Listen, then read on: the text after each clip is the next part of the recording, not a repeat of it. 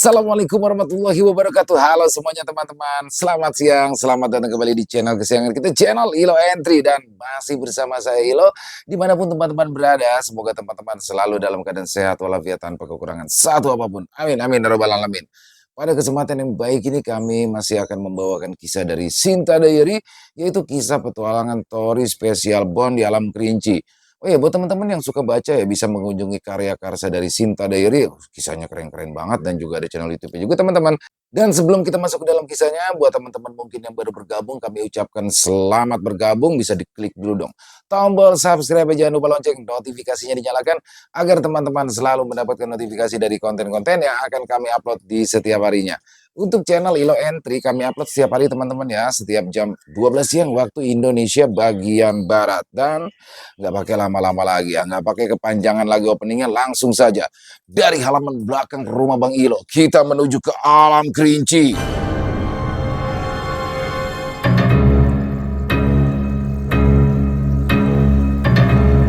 Awal bencana di alam gaib Kerinci. Kisah petualangan Tori Spesial Bond Part 3.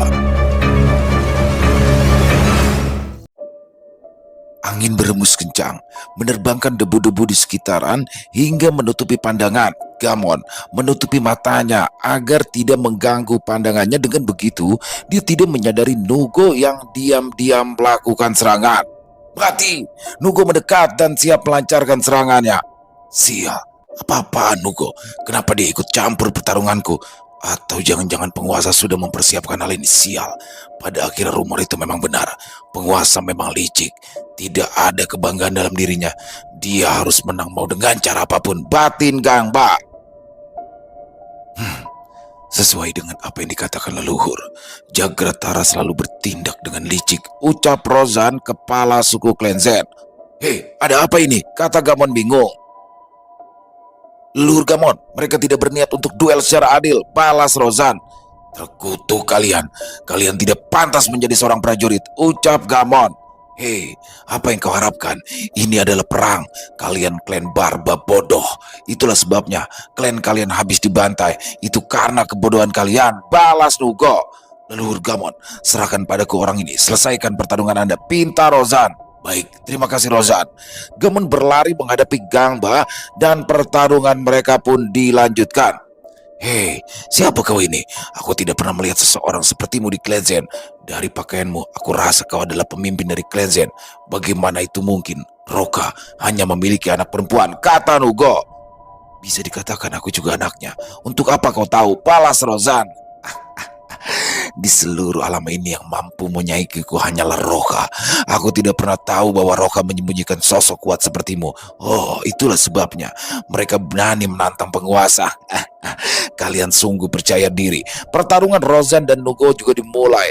Mereka setidaknya memiliki pemadatan jiwa yang sama, jiwa merah peringkat 1. Akan tetapi pengalaman mereka memang berbeda. Nugo juga salah satu sosok tertua di antara para petinggi Jagratara, tapi Rozan bukanlah sosok yang mudah untuk dihadapi. Auka sekalipun yang memiliki pemadatan jiwa merah tingkat 2 tidak bisa menang melawan Rozan. Nugo telah salah memilih lawan kali ini. Di alam buku jiwa, Rozan adalah sosok pembunuh terbaik dan menakutkan. Tidak ada yang berani menyinggungnya.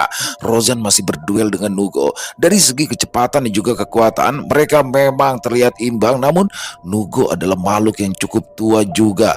Meskipun pengalaman Nugo lebih tinggi, tapi ketahanan fisiknya masih jauh di atas Rozan. Pengalaman memang dibutuhkan, tapi pengalaman bisa didapatkan dalam pertarungan langsung, tapi kekuatan fisik tidak demikian.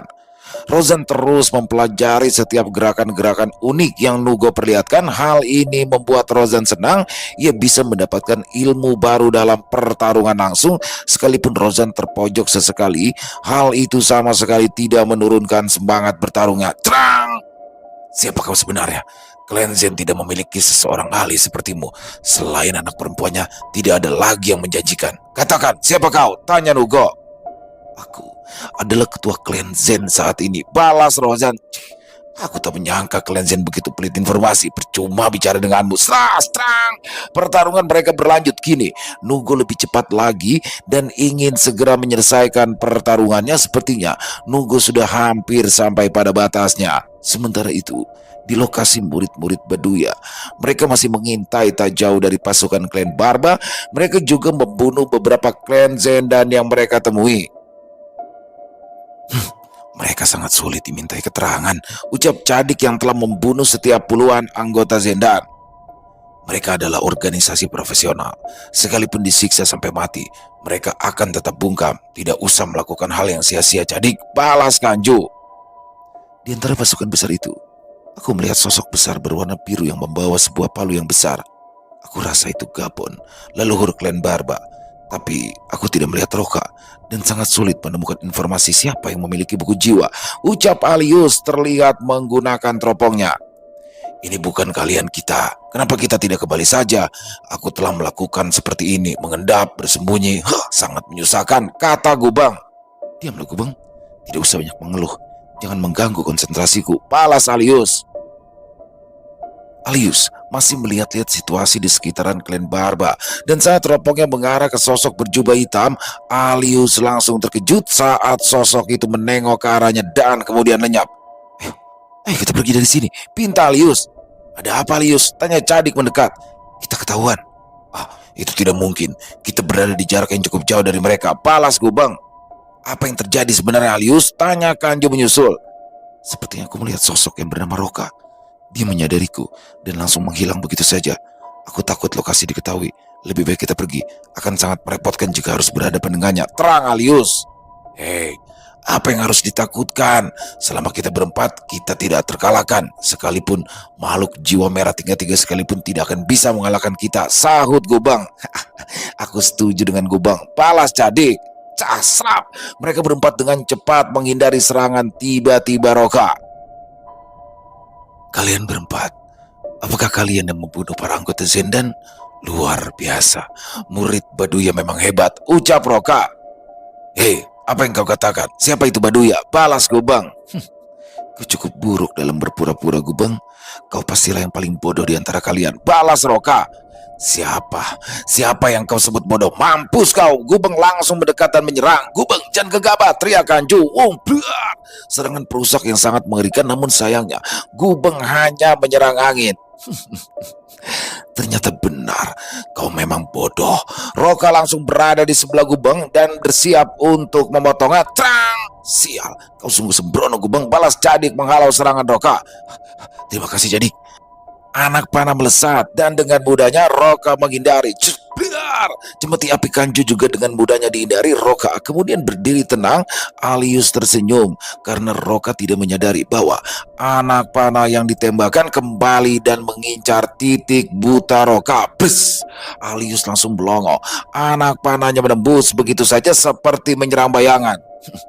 Kau kira bisa menyentuhku dengan mainanmu itu, kata Roka. Semuanya hati-hati, dia sangat kuat, jangan lengah, jangan menahan diri, ucap Kanju. Yang lainnya pun sepaham dengan Kanju. Oh, aku mencium bau manusia. Kalian semua adalah manusia, tapi kalian juga siluman. Sungguh bodoh membuang sisi manusia kalian hanya karena ingin mendapat kekuatan, ucap Roka. Kanju dan lainnya saling pandang. Mereka sadar tidak akan bisa lari dari Roka. Mereka pun langsung berinisiatif melakukan serangan lebih dulu. Serangan kombinasi langsung mereka lakukan. Beberapa anak panah melesat. Serangan tombak yang berat menghantam dan menimbulkan getaran, menerbangkan debu-debu yang menutupi pandangan. Serangan kejutan Cadik layangkan untuk membuat Roka kehilangan fokus. Kemudian Cadik menghindar. Bagaimana? Ucap Cadik. Seharusnya sih dia mengalami luka sekalipun mampu menghindari serangan kita, balas Kanju. Kalian memang cukup kuat, tapi sayang, pengalaman kalian dangkal, kata Roka yang mulai terlihat dan tidak mengalami sedikit pun luka, bahkan pakaiannya sekalipun tidak tersentuh. Mustahil, kata Alius. Rabdes. Mereka berempat langsung tumbang. Bahkan Roka sama sekali tidak mengeluarkan kemampuannya, hanya serangan biasa saja dan membuat mereka terluka cukup parah. Katakan, apa yang kalian tahu? Nyawa kalian bisa ditukar dengan informasi yang aku anggap penting. Tidak perlu keras kepala. Aku bisa membunuh kalian dengan mudah jika aku mau, ucap Roka. Sekalipun aku mati, aku tidak akan mempermalukan guruku. Aku tidak akan menyerah, balas Kanju. Baik, kau bisa dijadikan contoh untuk mereka. Tring, trang, seseorang menghalau serangan Roka. Bukankah yang kau lakukan hanyalah menindas yang lebih mudah, ucap Baduya. Guru, bagus, bagus, bagus. Aku puas dengan apa yang kalian lakukan. Kerja bagus, Kanju. Kalian semua pergilah, biar aku yang menanganinya, kata Baduya. Baik guru, terima kasih, balas Kanju disusul oleh lainnya. Apakah kau udah tua, Baduya? Tanya Roka. Benar, benar. Itulah aku. Bagaimana kau tahu? Oh, benar juga, tidak heran jika itu Zendan. Balas Baduya. Manusia tua, bermimpilah untuk mendapatkan buku jiwa. Lebih baik kau tidak ikut campur masalah kami. Urungkan niatmu untuk mendapatkan buku jiwa. Mimpi buruk akan kau dapatkan jika pemiliknya mengetahui. Sas! Roka langsung pergi. Dia tidak ingin berurusan dengan Baduya lebih awal. Lagi pula Roka juga tahu Baduya tidak ada niat untuk bertarung. Bagaimana dia bisa tahu aku mengincar buku jiwa? Apa jangan-jangan Aoka masih hidup? Ya, hanya itu kemungkinannya. Lalu siapa sebenarnya pemilik buku jiwa? Apakah ada makhluk yang bisa mengancamku?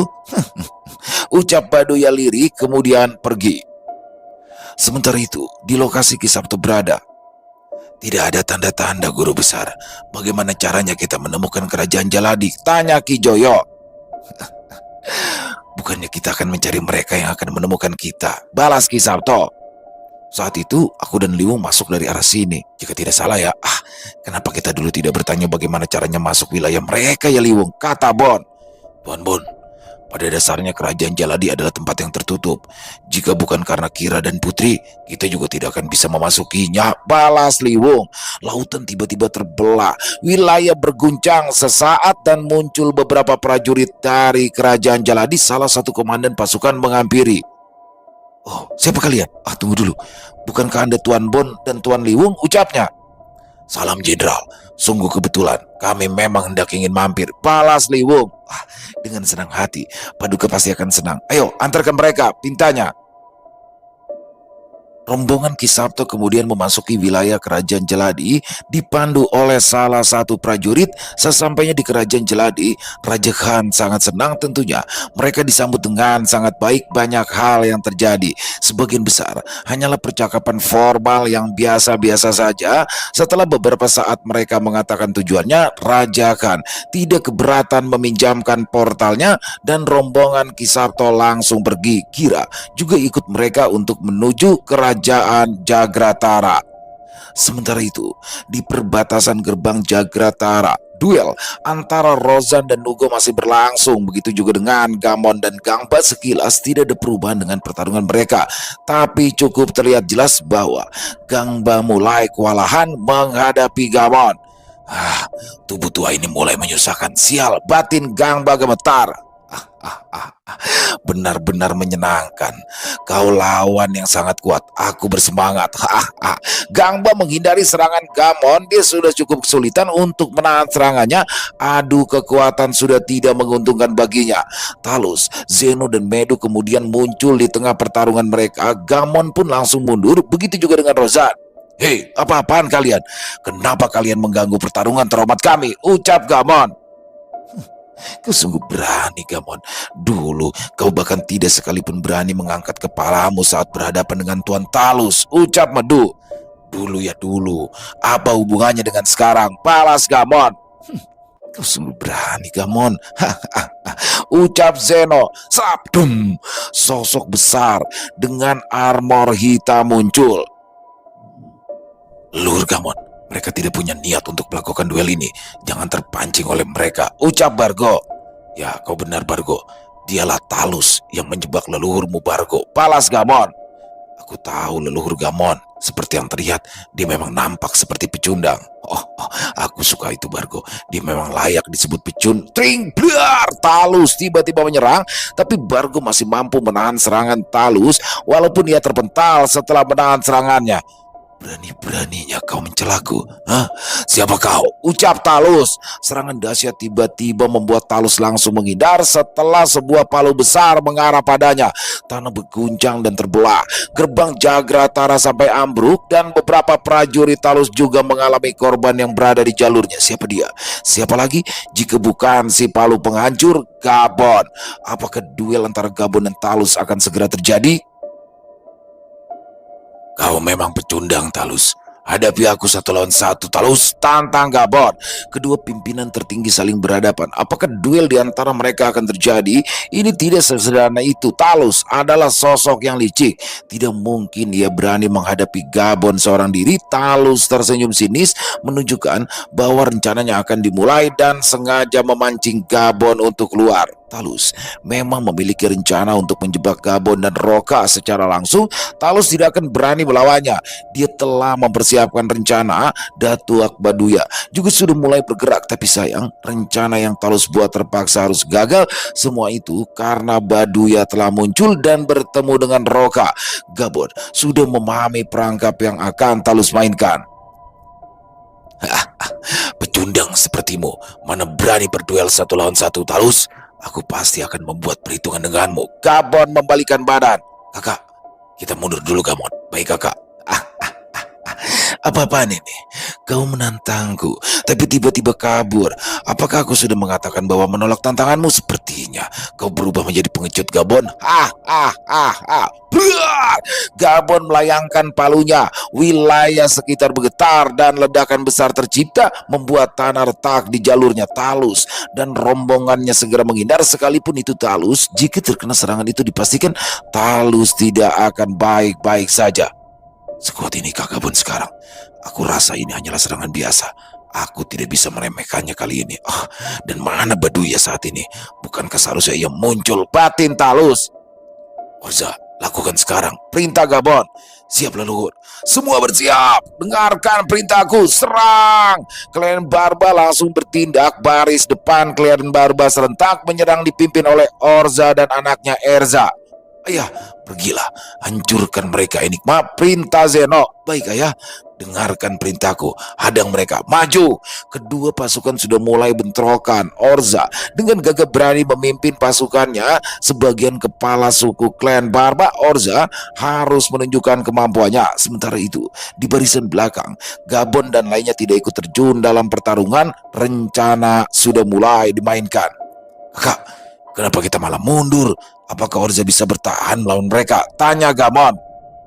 Orza lebih pintar dari kau, Gabon. Serangan ini hanya untuk memancing. Balas Gabon. Tapi ini bukan gaya kita, kakak. Kita tidak pernah mundur dalam pertarungan. Maju atau mati. Lanjut, Gabon. Kita tidak mundur, Gabon. Tapi kita memainkan strategi sesuai yang diarahkan leluhur Klan Zen.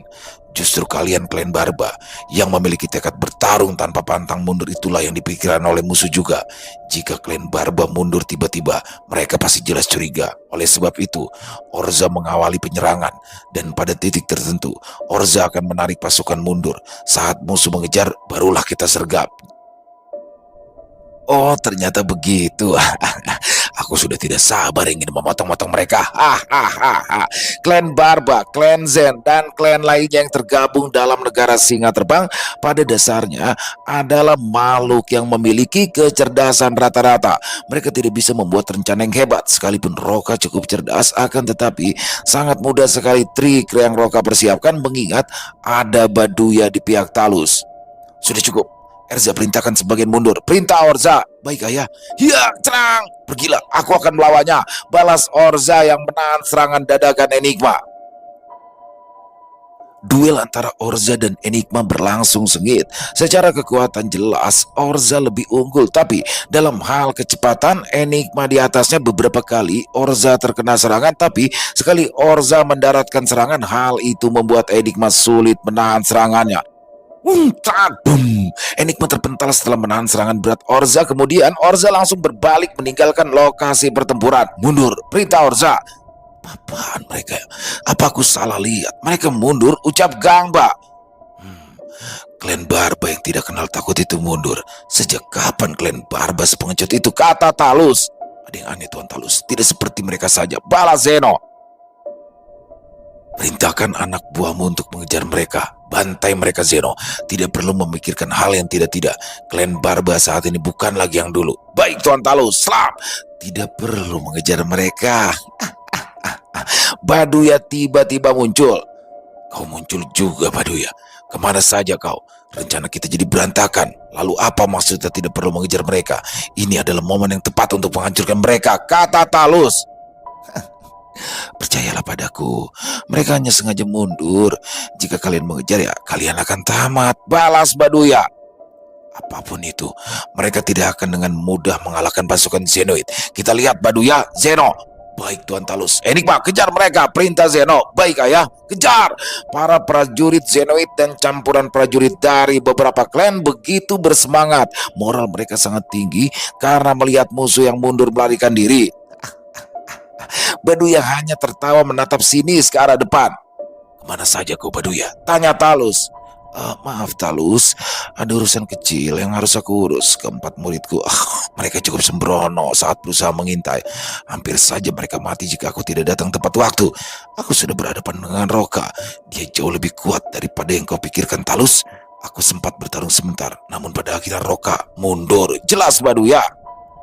Baduya, apa yang kau katakan benar. Bagaimana menurutmu kemampuan Roka, Baduya? Untuk apa aku bicara omong kosong? Roka tidak sesederhana yang kau ketahui, Talus. Mungkin kau sendiri akan kerepotan jika harus melawannya sendirian. Jika kau mengatakan demikian, aku bisa asumsikan Roka lebih berbahaya dari Gabon. Tidak juga. Apa kau benar-benar yakin sudah menghadapi Gabon, Talus? Tentu saja tidak. Gabon memang merepotkan. Kekuatannya sangat luar biasa. Aku tidak tahu untuk sekarang ini semengerikan apakah dia. Lalu bagaimana dengan murid-muridmu, Baduya? Tidak perlu khawatir dengan murid-muridku. Sebentar lagi mereka juga akan bergabung ke dalam pertarungan. Sementara itu, di lokasi para murid-murid Baduya, mereka saat ini berada di tengah kota Jagratara, memulihkan diri mereka setelah berhadapan dengan Roka yang hampir saja mencelakakan hidup mereka. Kanju, sepertinya kita telah mengacaukan rencana Master terkait peperangan dengan klan Barba. Aku rasa kita semua pasti akan kena hukum dari Master, ucap Cadik. Tidak, aku tidak mau dihajar oleh Master, saut Gubang. Aku rasa tidak. Jika Master ingin menghukum kita, sudah Master lakukan sejak awal. Justru kita malah diberikan obat, balas Alius sambil menunjukkan bola hitam sebesar kelereng berwarna hitam yang mengeluarkan energi hitam pekat. Ya, Master sepertinya tidak mempermasalahkan rencana dengan Talus gagal. Tapi obat yang Master berikan ini cukup aneh, kata Kanju. Banyak yang aneh, Kanju. Master itu selalu memberikan yang terbaik. Kenapa kau meragukan? Balas Jadi. Aku tidak meragukan, Master. Aku hanya mengatakan obat ini cukup aneh. Master sebelumnya juga bilang, selain luka-luka kita bisa sembuh, kemampuan kita juga meningkat jika memakan obat ini. Apa mungkin ini seperti air suci yang pernah Master berikan kepada kita tempo lalu? Jawab Kanju. Aku pikir iya. Air suci yang kita dapatkan dari Master telah meningkatkan pemadatan jiwa naik 1 tingkat. Aku rasa obat ini sama hebatnya dengan air suci itu, meskipun aku merasakan ketidaknyamanan dengan obat hitam ini, ucap Alius. Sudahlah, Master itu selalu memberikan yang terbaik untuk kita. Ayo mari, kita murnikan obat ini. Setelah kita sembuh, kita akan menyusul Master, balas Gubang. Ya, kau benar Gubang. Ayo, segera kita murnikan obat ini, saut Kanju. Sebelum mereka berempat menuju ke kota Jagratara, mereka sempat menunggu Baduya di luar hutan. Setelah bertemu dengan Baduya, mereka diberikan obat hitam itu. Baduya sama sekali tidak mengatakan apa-apa, hanya memerintahkan mereka untuk memurnikan obat itu. Padahal itu adalah sumber benih iblis. Apa yang sebenarnya Datuk Baduya pikirkan? Apakah Baduya ingin murid-muridnya menjadi iblis?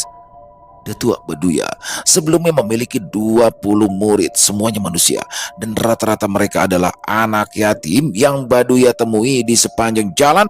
Beberapa juga ia ambil dari sekte pembunuh iblis. Kebetulan Baduya juga salah satu ketua dari sekte tersebut. Dari 20 murid yang Baduya ajarkan, segala metode yang keji ia lakukan, semua muridnya hanyalah bahan percobaannya. Baduya ingin menciptakan makhluk yang kuat dengan memiliki akal manusia. manusia yang sehat, mulai dari pembedahan, menyambungkan organ tubuh dari makhluk yang berbeda menjadi satu, dan juga metode gila lainnya. Dari 20 muridnya, hanya tersisa 4 orang saja. Mereka adalah Kanju, Gubeng, Cadik, dan Alius.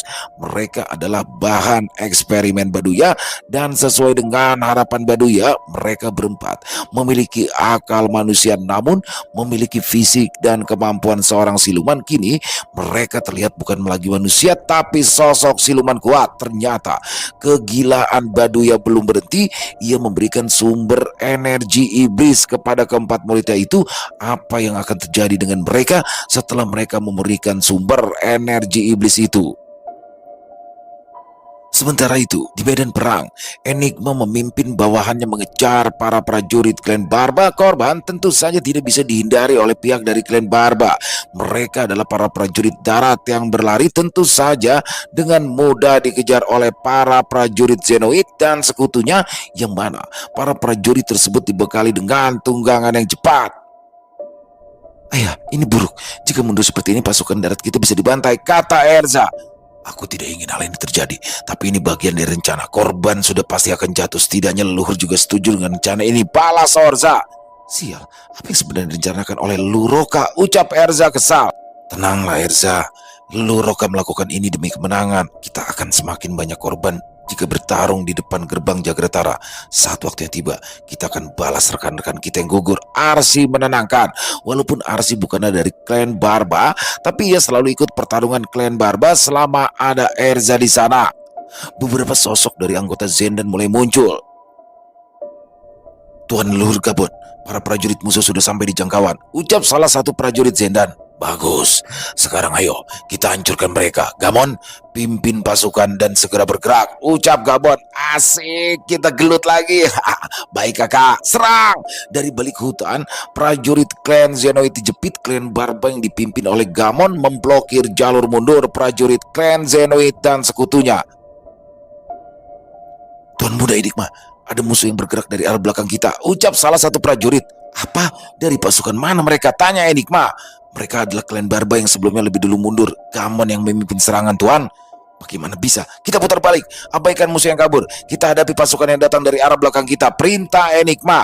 Tragedi besar tak lama lagi akan menimpa para prajurit dari klan Zenoid dan sekutunya. Enigma tidak menyadari bahwa dirinya sedang berada dalam jurang kematian. Sementara itu, di atas gerbang Jagratara, Zeno menyadari bahwa pasukannya yang mengejar klan Barba telah masuk ke dalam perangkap. Sial, bagaimana bisa prajurit Barba muncul di belakang pasukan anakku? Tuan Talus, ucap Zeno panik. Sudah kukatakan bukan? Kata Baduya. Bagaimana bisa mereka memiliki trik seperti itu? Balas Talus. Kau itu terlalu meremehkan mereka, Talus. Gabon jelas tidak mungkin memiliki rencana seperti itu. Aku rasa Roka juga sama. Sepertinya ada sosok yang cerdas di sisi mereka. Jelas terlihat pergerakan mereka. Kau sendiri yang tidak percaya dengan ucapanku, Talus. Meduh, perintahkan pasukanmu untuk memberikan bantuan, pinta Talus. Baik Tuan Talus. Urtea, pimpin pasukan dan bantu Enigma. Serang para monyet itu dari belakang. Perintah Medu. Baik pemimpin. Urtea kemudian pergi bersama pasukannya untuk menyerang sisi belakang pasukan yang dipimpin oleh Gamon. Dengan kecepatan tinggi, prajurit klan Medu langsung menghampiri sisi belakang pasukan Gamon. Leluhur Gamon, ada musuh yang mendekat dari arah belakang kita, ucap salah satu prajurit Barba. Abaikan mereka, kita fokus aja menghabisi klan Zenoid di depan kita, balas Gamon. Baik leluhur. Sementara itu, di dalam hutan, rencanamu berjalan baik Roka, ucap Gamon. Sebenarnya semua ini direncanakan oleh Bakara. Aku memang mengatur strateginya, tapi Bakara lah yang menyempurnakannya, balas Roka. Anda terlalu berlebihan Tuan Roka. Aku hanya menambahkan sedikit saja, kata Bakara. Tapi klan Medu juga melakukan pergerakan. Jika seperti ini kita sama-sama terhimpit, bukan? Ucap Gabon. Tuan Gabon tidak perlu khawatir. Para prajurit dari klan Medu tidak akan bisa mendekat, balas Bakara. Maksudmu bagaimana Bakara? Tanya Gabon. Aku sudah mengantisipasinya. Sejumlah pasukan khusus dari klan Zen sudah aku berikan arahan. Saat waktunya tiba, para prajurit dari klan Medu juga akan mengalami nasib yang sama dengan klan Zenoid, jelas Bakara. Aku sudah menempatkan pasukan khusus di tempat tersembunyi Gabon, sesuai dengan rencana Bakara. Balas Roka. Ya, yang aku tanya itu mereka di mana? Tanya Gabon penasaran. Kau akan tahu sebentar lagi, Gabon. Ah, kau ini masih saja pelit informasi, Roka. Balas Gabon. Prajurit dari klan Medu yang dipimpin oleh Urtea sudah berada di jarak 500 meter dari klan Barba. Sebentar lagi, bentrokan akan terjadi. Srat! Sebuah tali yang kuat setinggi leher pasukan musuh tiba-tiba muncul dengan kecepatan tinggi. Para prajurit dari klan Medu tidak bisa menghindarinya. Ratusan lebih prajurit klan Medu berjatuhan saat menabrak tali tersebut. Di belakang saling bertabrakan dan sebagian langsung mati karena terinjak tunggangan mereka. Banyak di antaranya mengalami luka-luka termasuk Urtea sendiri. Sialan, ada apa ini? Urtea langsung bangkit. Slap, tras. Ratusan prajurit elit klan Zen langsung bermunculan dan menyerang mereka yang sedang dalam kondisi tidak siap. Sial, mundur, selamatkan diri kalian. Bus, dari dalam tanah muncul juga ratusan anggota elit klan Zen yang dipimpin langsung oleh Rozan. Jangan ada yang biarkan kabur, bunuh semuanya. Rozan langsung memerintahkan anak buahnya. Wah, kau hebat Bakara. Dengan begini kita bisa menghemat tenaga, ucap Gabon. Tidak. Rencana ini bisa berjalan mulus juga karena keterampilan hebat klan Zen dan juga kehebatan klan Barba. Balas Bakara. Sementara itu, pasukan Orza berhenti berlari. Tuan Orza, musuh tidak mengejar lagi, ucap prajurit Barba. Bagus, putar balik, kita serang mereka, balaskan dendam rekan-rekan kita. Perintah Orza. Wah! Prajurit dari klan Zenoid dan klan Medu harus terjebak di tengah-tengah. Samping kiri mereka adalah hutan dan samping kanan mereka adalah tebing. Beberapa prajurit berusaha kabur lewat hutan, tapi disambut oleh ratusan anak panah dan tombak yang melesat dari dalam hutan. Mereka adalah gabungan dari klan Barba dan juga klan Zen yang memiliki keterampilan serangan jarak jauh.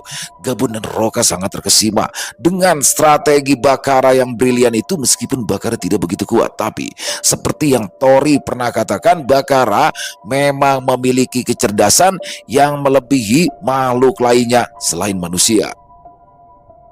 Rasakan ini, boom! Gamon langsung menerjang prajurit Zenoid dan berhamburan dan sebagian potong-potong oleh kapak Gabong. Bantai semuanya dari arah belakang. Orza juga mulai menyerang. Serangan klan Barba bukan main. Daya hancurnya luar biasa. Hanya dalam sekejap, seluruh prajurit klan Zenoid dan sekutunya dibantai, hanya menyisakan Enigma seorang. Sementara itu, posisi pasukan klan Medu juga tidak lebih baik. Jangan sembarang bertindak, jangan masuk hutan, perintah Urtea. Tapi prajurit klan Medu tidak pedulikan ucapan. Mereka sudah ketakutan dan berhamburan memasuki hutan. Dari dalam hutan, serangan anak panah dan tombak melesat dan lebih dari setengah prajurit klan Medu terbantai. Klan Zen dengan mudahnya membantai sisa prajurit klan Medu. Sial, semuanya kacau. Aku harus lolos bagaimanapun caranya. Trang! Urtea terus melakukan perlawanan meskipun hanya tersisa sedikit prajuritnya.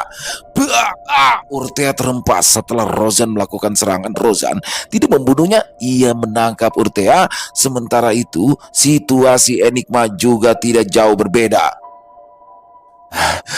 Sial, lawan aku satu persatu kalau berani, kata Enigma. Slap, trang! Tanganku. Enigma menjerit setelah ia kehilangan satu lengannya saat Arsi tiba-tiba melakukan serangan kejut. Hei Arsi, kau tidak membunuhnya kan? Kata Gamon. Maaf Lurur Gamon, telah mengambil tindakan lebih dulu. Saya tidak membunuhnya. Kehilangan satu tangannya, aku rasa dia tidak akan mati. Balas Arsi. Kau benar, tapi kau begitu kejam, kata Gamon. Sejak kapan Arsi bisa bertindak begitu kejam? Selama ini selalu bersikap kalem. Aku rasa ini berkaitan dengan klannya yang ada di buku jiwa. Aku dengar klan Arsi dibantai oleh klan Zenoid. Batin Erza. Slap! Rozan tiba di lokasi Gamon. Leluhur Gamon, aku telah menangkap pimpinan klan Medu, ucap Rozan. Bagus, ini adalah kemenangan besar untuk kita. Seluruh klan Barba berteriak keras atas kemenangan mereka. Meskipun tetap ada korban di pihak klan Barba, setidaknya korban bisa diminimalisir. Urtea dan Enigma ditangkap sebagai tawanan lalu dibawa ke markas klan Barba. Apakah perang telah usai? Tentu saja tidak. Kekalahan ini pastinya membuat Talus cukup murka. Kira-kira apa tindakan Talus setelah ini?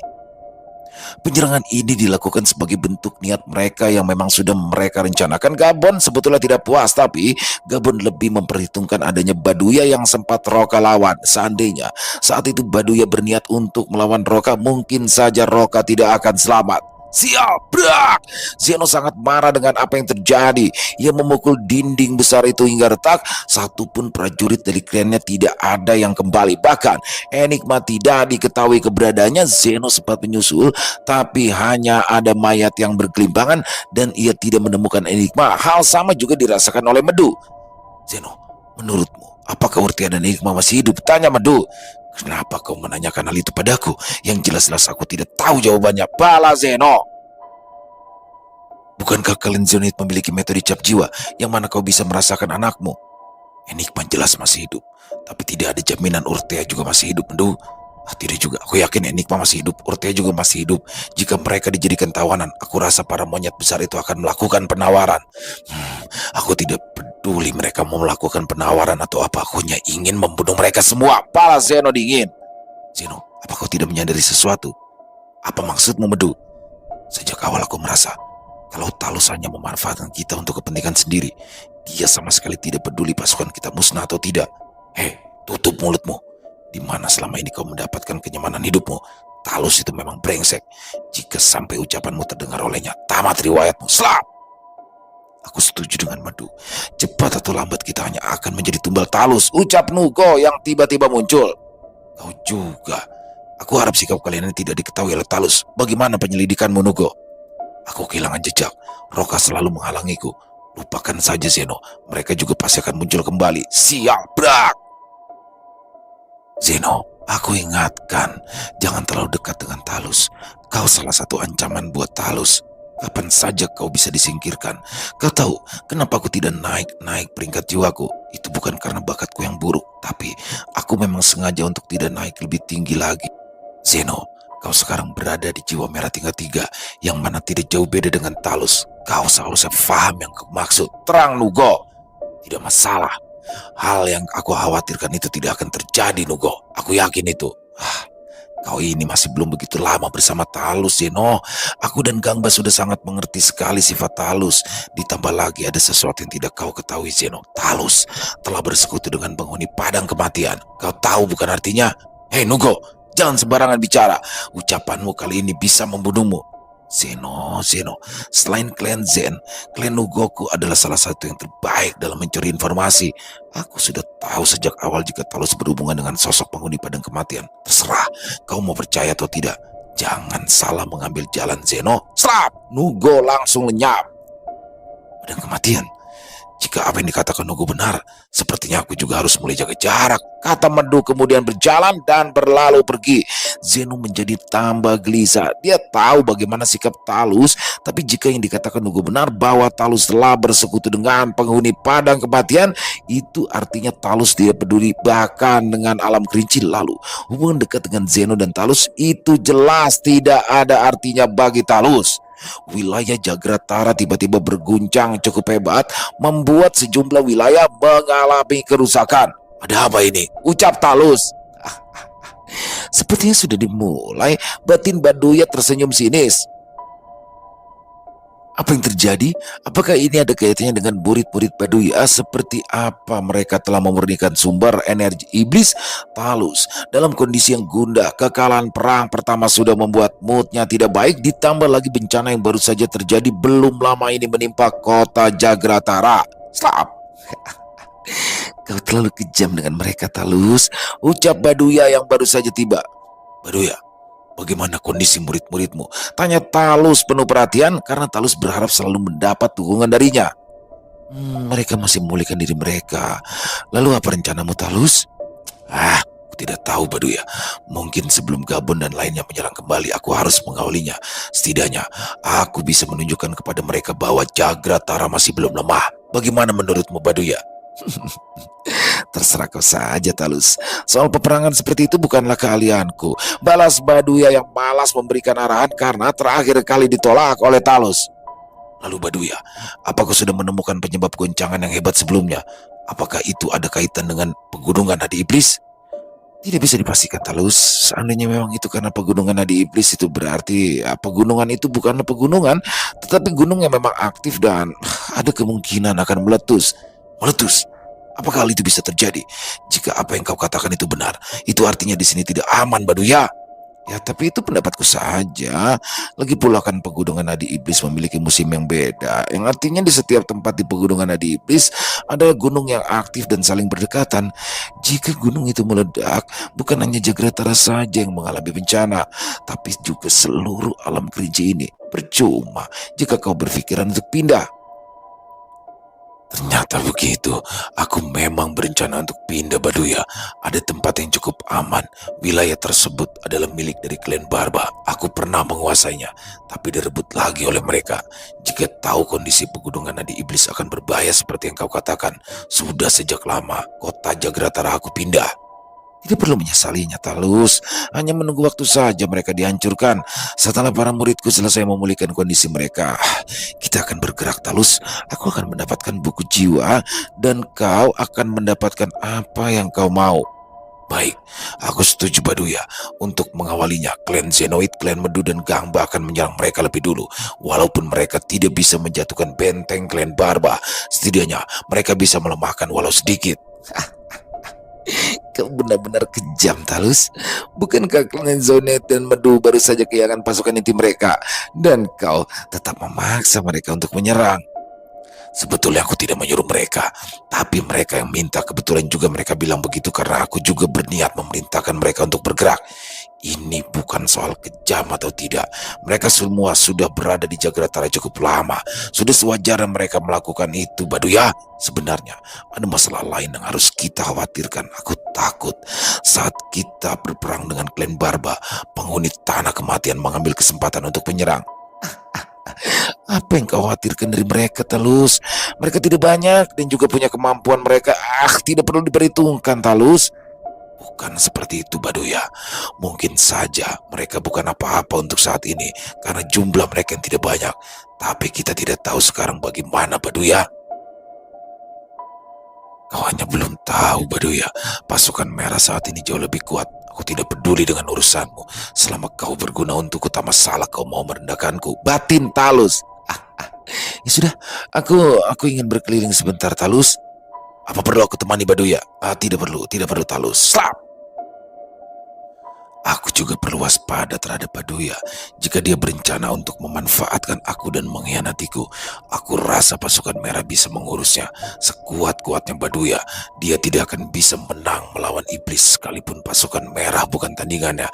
Selama Baduya menjadi musuh pasukan merah, dia tidak akan bisa hidup dengan tenang. Batin, Talus! Di suatu tempat di puncak tertinggi pegunungan nadi iblis, aktivitas tak biasa mulai bergerak. Ada sesuatu berdetak dengan lembut, tapi di setiap detakannya mempengaruhi cuaca di setiap tempat di pegunungan nadi iblis. Musim mulai berubah-ubah secara acak dan membuat pegunungan nadi iblis sebagai tempat yang paling berbahaya. Sekalipun itu, di tempat yang paling dasar, nadi iblis agung telah aktif. Aktifnya nadi iblis juga mempengaruhi sebagian wilayah terlarang seperti hutan Nua dan juga lautan Seribu Badai, yang mana nadi iblis urat yang menghubungkan ketiga tempat terlarang dengan pusat pegunungan nadi iblis. Di lokasi Janaloka berada, Tuan Gajah Sora, celaka, ucap salah satu bawahan yang bertugas sebagai patroli. Apa kau teriak-teriak? Bisakah pelan jika menyampaikan pesan? Balas Gajah Sora. Maaf Tuan Gajah Sora, ada fenomena yang tidak biasa. Beberapa pohon Nua tiba-tiba pohonnya berguguran. Apa yang membuatmu panik? Bukankah itu hal biasa? Balas Airlangga. Bukan seperti itu, Tuan Erlangga. Masalahnya beberapa pohon Nua mengalami keguguran daun secara massal. Dan bukan itu saja, daun pohon Nua mengering diikuti oleh pohon Nua itu sendiri yang tiba-tiba juga mengering. Mengering? Berapa pohon Nua yang mengalami hal serupa? Tanya Erlangga. Setidaknya 3 atau 4 pohon Nua yang mengering, Tuan Erlangga. Tuan Gajah Sora, hal ini memang tidak biasa. Ayo kita periksa Erlangga. Antarkan kami ke sana. Baik Tuan. Beberapa saat kemudian mereka pun tiba di lokasi hutan Nua. Apa? Kau bilang hanya 3 dan 4 pohon tua, tapi ini apa, Jreng? Erlangga tidak bisa menutupi keterkejutannya. Pasalnya yang mereka lihat adalah semua pohon dua. Seluruh hutan pohon dua mengalami keguguran daun dan mengering. Tempat yang rimbun itu menjadi kering dan tidak ada satupun daun pohon dua yang hijau, semuanya kering dan mati. Ampun Tuan, sebelumnya saya hanya melihat hanya ada beberapa pohon tua saja. Saya tidak tahu jika akan meluas seperti ini. Tuan Gajah Sura, apa ada kejadian apa ini? Tanya Erlangga. Bencana akan segera tiba. Kita tidak bisa lagi berdiam diri di dalam hutan ini. Aku tahu bencana ini akan terjadi di seluruh alam kerinci. Erlangga, segera kumpulkan semuanya. Pinta Gajah Sora serius. Siap Tuan. Erlangga langsung meninggalkan lokasi. Bencana apa yang akan menimpa alam ini? Pohon tua yang tiba-tiba mati secara massal seperti ini tidak pernah terjadi. Pasti ada sesuatu yang sangat buruk. Batin Gajah Sora. Kejadian serupa juga terjadi di wilayah Jaladi, bahkan jauh lebih buruk daripada wilayah Janaloka. Perintahkan sisi kiri dan kanan, jangan biarkan ada yang memasuki kota. Perintah salah satu jenderal penjaga portal lautan seribu badai. Jenderal, sisi kanan sudah kewalahan. Jika terus seperti ini, kita akan diterobos, ucap salah satu prajurit. Segera minta bantuan dan sampaikan kepada Yang Mulia Jaladi. Siap Jenderal. Makhluk dari lautan seribu badai mulai bermunculan dari portal. Meskipun hal itu memang pernah terjadi, hanya satu atau dua makhluk saja yang muncul karena tidak sengaja. Tapi saat itu puluhan makhluk mulai bermunculan dan menyerang membabi buta makhluk-makhluk penghuni lautan seribu badai. Sepertinya ketakutan dan mereka berhamburan keluar, yang mana berusaha untuk menyelamatkan diri dari apa yang terjadi dengan lautan seribu badai. Lapor Yang Mulia Jaladi. Ada apa? Kenapa kau terlihat panik? Ampun Yang Mulia, Jenderal memerintahkan saya untuk memberikan laporan bahwa ada aktivitas yang tidak biasa di portal lautan seribu badai. Banyak penghuni lautan seribu badai yang muncul. Mereka agresif dan sepertinya ketakutan akan sesuatu. Baik, aku akan memeriksanya. Ayah, anakku, tunggulah di sini. Di sana sangat berbahaya. Baik, Ayah. Baik ayah, balas Gantari khawatir. Raja Jaladi Khan langsung pergi menuju portal lautan seribu badai, diiringi sejumlah pasukan dan beberapa jenderal. Segera setelah itu rombongan Raja Jaladi tiba di lokasi. Para makhluk yang keluar dari portal segera bisa ditekan. Sejak kapan hal ini terjadi, Jenderal? Siap Tuan, kejadian ini baru saja terjadi 1 atau 2 jam yang lalu. Tiba-tiba saja gerombolan makhluk itu keluar dari portal Yang Mulia. Ini benar-benar kejadian yang tidak biasa. Aku pergi untuk memastikan apa yang terjadi di kawasan lautan seribu badai, ucap Raja Jaladi. Raja Jaladi kemudian memasuki portal diikuti beberapa jenderal menyertainya. Awan menggulung, petir saling bersautan, dan gelombang air laut tinggi, pusaran air raksasa terlihat begitu menyeramkan, menciptakan mega angin puting beliung disertai kilat yang begitu mengerikan. Air laut bercampur lumpur panas menjadi satu. Berbagai tempat hancur dan wilayah zona aman di lautan seribu badai menjadi tempat yang sangat berbahaya. Lindungi Yang Mulia, cas! Beberapa jenderal mengitari Raja Jaladi. Mereka menyerang beberapa makhluk yang mencoba untuk melewatinya. Ini adalah bencana. Alam ini akan mengalami sesuatu yang mengerikan, batin Raja Jaladi sambil menatap pandangan ke arah depan. Yang Mulia, sebaiknya kita segera pergi dari sini. Saya takut kejadian ini akan meluas dan sampai di tempat ini. Baik, ayo segera pergi dari sini. Palas Raja Jaladi. Mereka keluar portal, kemudian Raja Jaladi menyegel portal tersebut. Para jenderalku sekalian, tempat ini sepertinya tidak akan aman lagi. Persiapkan pasukan kalian. Arahkan para penduduk untuk bersiap-siap pergi dari wilayah ini. Segera, siap Yang Mulia. Kerajaan Jaladi pun mulai bersiap untuk pindah. Walaupun Raja Jaladi tahu kemanapun ia pergi bencana tidak akan bisa dihindari. Sementara itu, di wilayah Jagratara, klan Zenoid sudah menyiapkan pasukannya, begitu juga dengan klan Medu dan Gangba. Tuan Talus, klan Zenoid siap dengan 1.200 prajurit. Klan Medu hanya bisa menyiapkan 900 prajurit. Ini sudah semua yang bisa saya kumpulkan, Tuan Talus. Klan Gangba telah siap dengan 1.500 prajurit. Bagus, kau cukup mengecewakan Medu, tapi tidak masalah. Kekurangan prajuritmu bisa dilengkapi oleh prajurit Gangba. Kalian boleh memimpin langsung prajurit kalian. Dengan jumlah kalian ini, seharusnya kalian bisa menundukkan klan Barba Zeno. Kau yang paling tahu lokasi mereka. Kau akan menjadi pimpinan tertinggi. Aku menyusul nanti. Dimengerti Tuan Talus. Bagus, jika begitu, mulailah bersiap dan berangkat. Lebih dari 3.000 prajurit gabungan siap untuk dikerahkan. Kali ini akan menjadi peperangan besar dan juga bencana bagi seluruh alam Kerinci. Penyerangan ini juga sudah diketahui oleh klan Barba, kemudian mereka bersiap untuk bertahan penuh.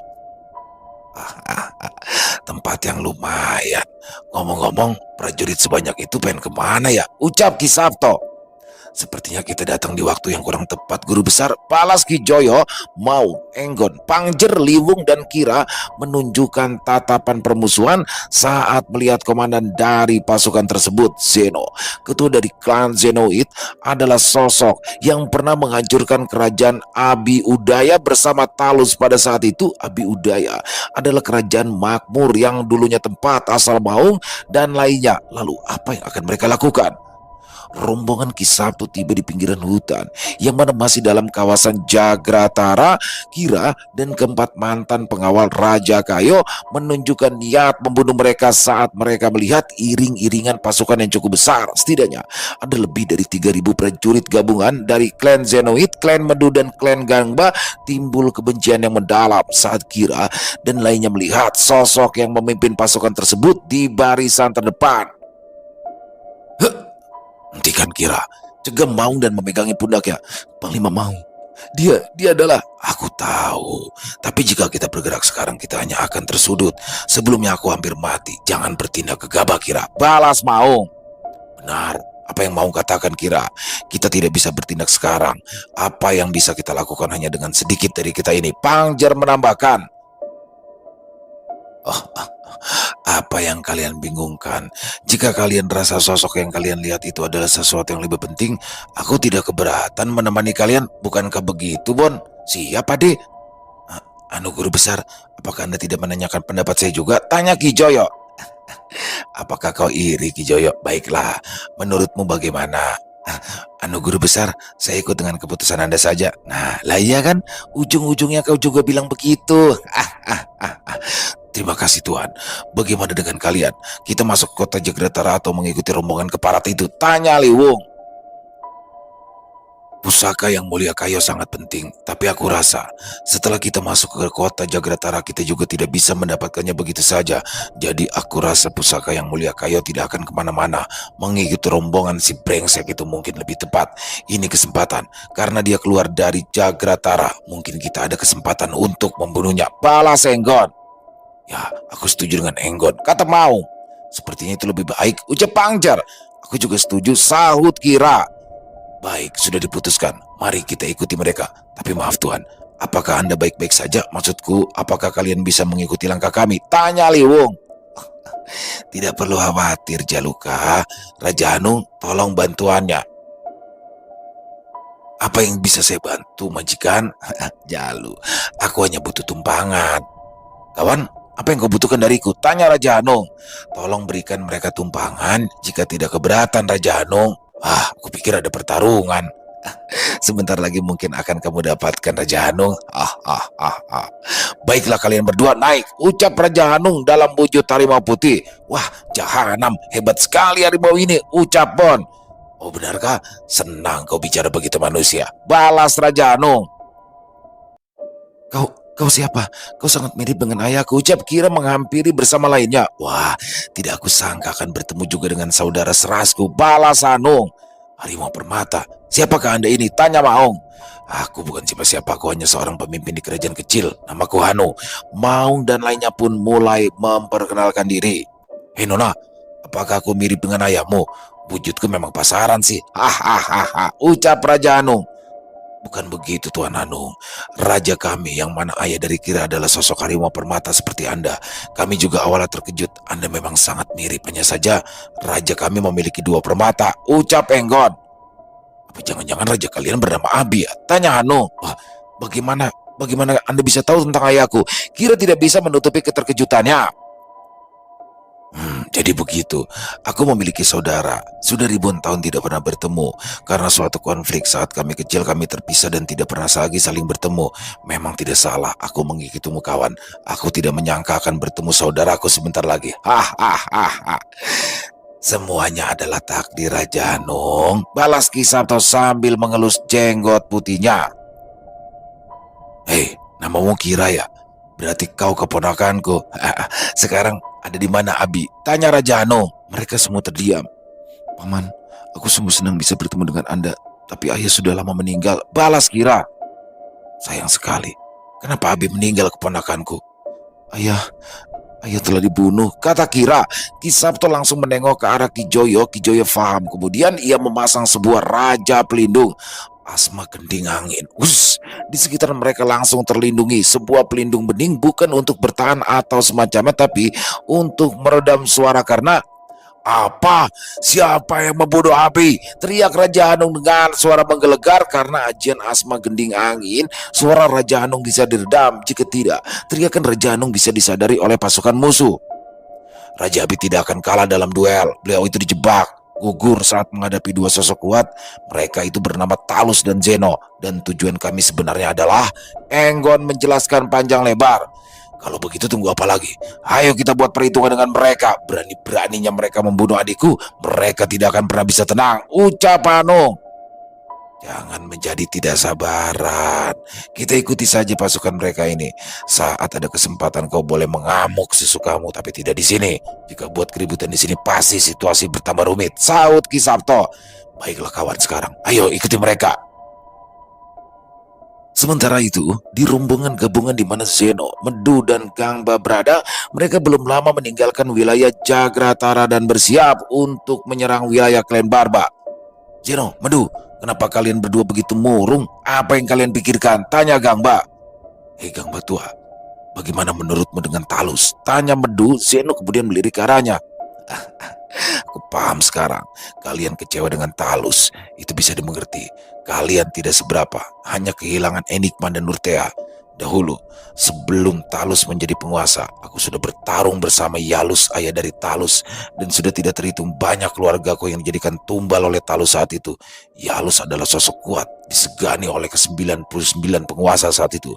Tapi, karena suatu kecelakaan saat berada di puncak pegunungan Nadi Iblis, Yalus akhirnya gugur bersama penguasa lainnya. Saat itu aku tidak ikut serta saat memasuki pegunungan Nadi Iblis. Pada saat itu aku sedang terluka. Ada rumor mengatakan Yalus mati karena dihianati oleh penguasa lainnya. Dan aku juga sempat percaya saat itu. Dan seperti yang kalian ketahui, kejadian berdarah itu dimulai saat itu Talus merencanakan pembalasan dengan alasan penyatuan. Puluhan penguasa bergabung bersedia untuk tunduk kepada Jagratara. Yang lainnya seperti yang sudah terjadi, semua dibantai. Tidak sampai di situ saja, para penguasa lain yang juga sudah bergabung satu demi satu menghilang. Mereka semua dibunuh Talus. Hingga saat ini hanya menyisakan penguasa lama sepertiku, Nugo dan Kan. Aku berpura-pura bodoh dan mengikuti setiap perintah Talus agar klanku bisa bertahan. Begitu juga dengan Nugo. Jelas Gangba? Aku memang sempat curiga dengan Talus. Kemungkinan ayahku juga mati karena Talus, tapi aku tidak menemukan bukti, saut Zeno.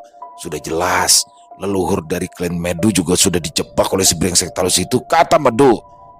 Jangan bertindak gegabah. Aku tahu seperti apa itu Talus.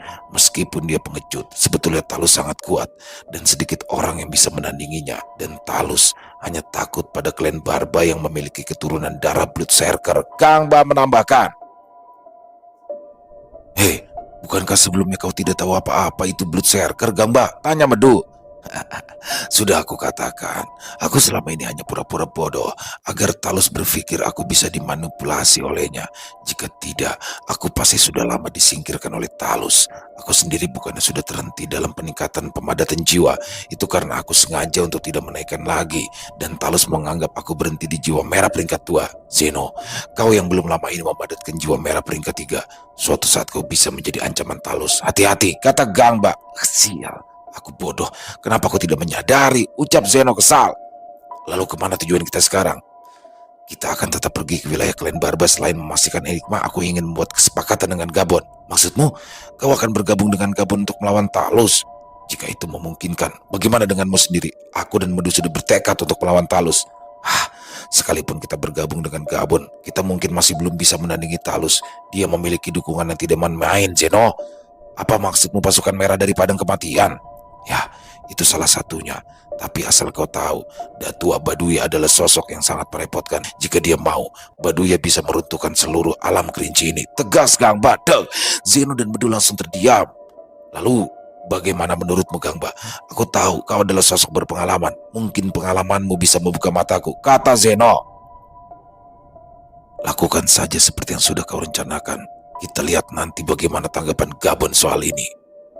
Ya begitulah teman-teman, luar biasa di part ketiga ini semakin seru dan menegangkan, dan bagaimana di part ketiga ini sosok Talus ini benar-benar menakutkan ya. Menakutkannya bukan karena ketangguhannya, tapi justru menakutkannya karena sifat liciknya. Bagaimana dia nggak peduli nih, mau kawan ataupun lawan dihajar semua, dihianati.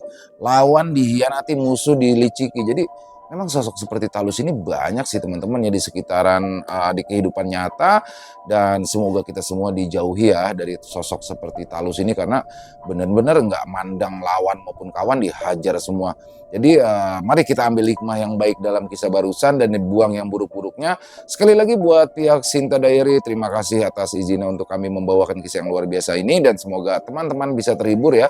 Para pencinta penikmat horor misteri, lebih khusus lagi kepada para subscriber dari channel Ilo Entry. Dan buat teman-teman mungkin yang punya komentar lain, silahkan bisa menuliskan di dalam kolom komentar, ataupun hanya sekedar saling menyapa. Insya Allah kami akan menjawabnya satu persatu. Buat yang suka dengan videonya bisa diklik tombol like atau tombol jempol, boleh juga dong di share link videonya ke teman-teman yang lain agar juga ikut merasa terhibur. Dan buat yang baru bergabung, sekali lagi yuk bisa diklik dong tombol subscribe-nya. Jangan lupa lonceng notifikasinya dinyalakan agar teman-teman selalu mendapatkan notifikasi dari konten-konten yang akan kami upload di setiap harinya. Untuk channel Ilo Entry setiap hari teman-teman ya, setiap siang jam 12 siang waktu Indonesia bagian Barat. Dan di akhir kata saya Ilo mengucapkan permohonan maaf apabila mungkin dalam pembawaan kisahnya ada kata-kata saya yang salah ataupun ada kata-kata saya mungkin yang kurang berkenan. Saya mohon dibukakan pintu maaf yang seluas-luasnya, dan sampai berjumpa lagi di konten-konten kami selanjutnya besok jam 12 siang masih bersama saya Ilo di channel Ilo Entry. Salam sehat, sukses, bahagia untuk kita semua. Wassalamualaikum warahmatullahi wabarakatuh.